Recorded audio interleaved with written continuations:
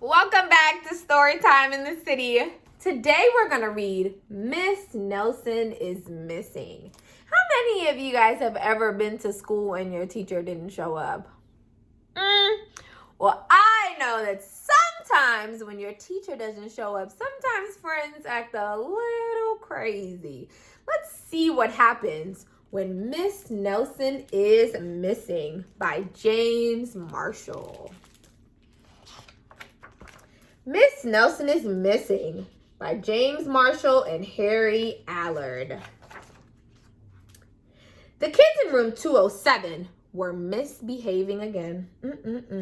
Spitballs stuck to the ceiling, paper planes whizzed through the air. They were the worst behaved class in the whole school.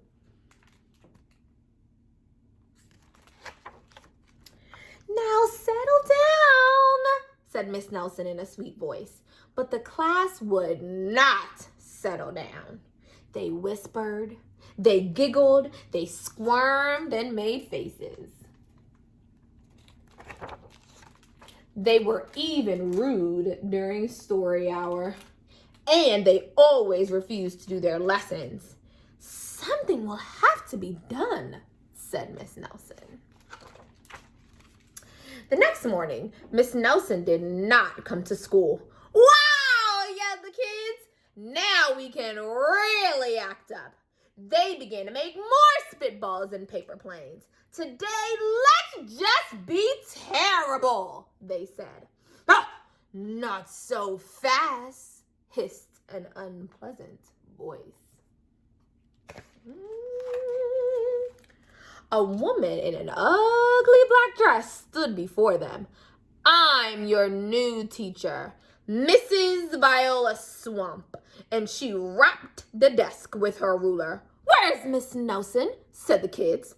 Never mind that, snapped Miss Swamp. Open those arithmetic books. Arithmetic is another word for math. Miss Nelson's kids did as they were told. They could see that Miss Swamp was a real witch. She meant business. Right away, she put them to work, and she loaded them down with homework.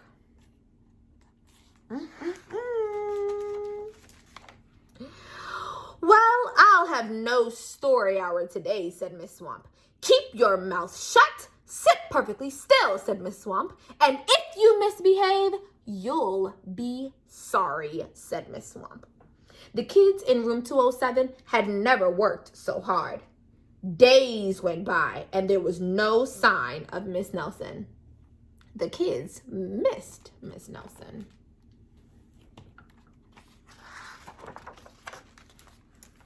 Maybe we should try to find her, they said. Some of them went to the police. Detective McSmog was assigned to the case. He listened to their story. He scratched his chin. He said, I think Miss Nelson is missing. Detective McSmog would not be much help. The other kids went to Miss Nelson's house. The shades were tightly drawn and no one answered the door. In fact, the only person they did see was the wicked Miss Viola Swamp coming up the street. If she sees us, she'll give us more homework. They got away just in time.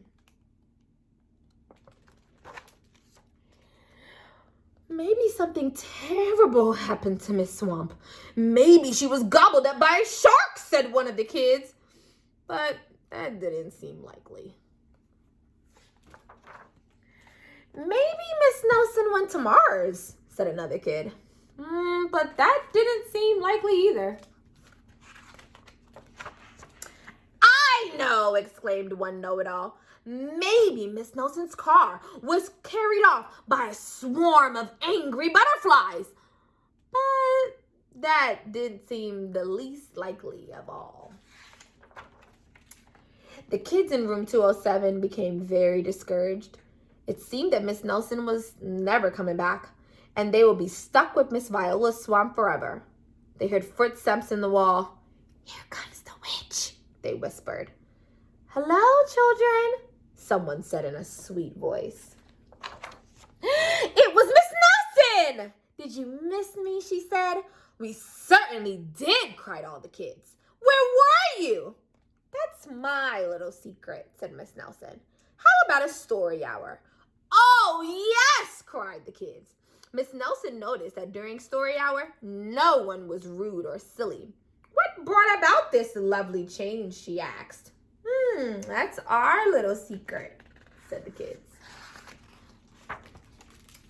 Back at home, Miss Nelson took off her coat and hung it in the closet, right next to an ugly black dress. When it was time for bed, she sang a little song.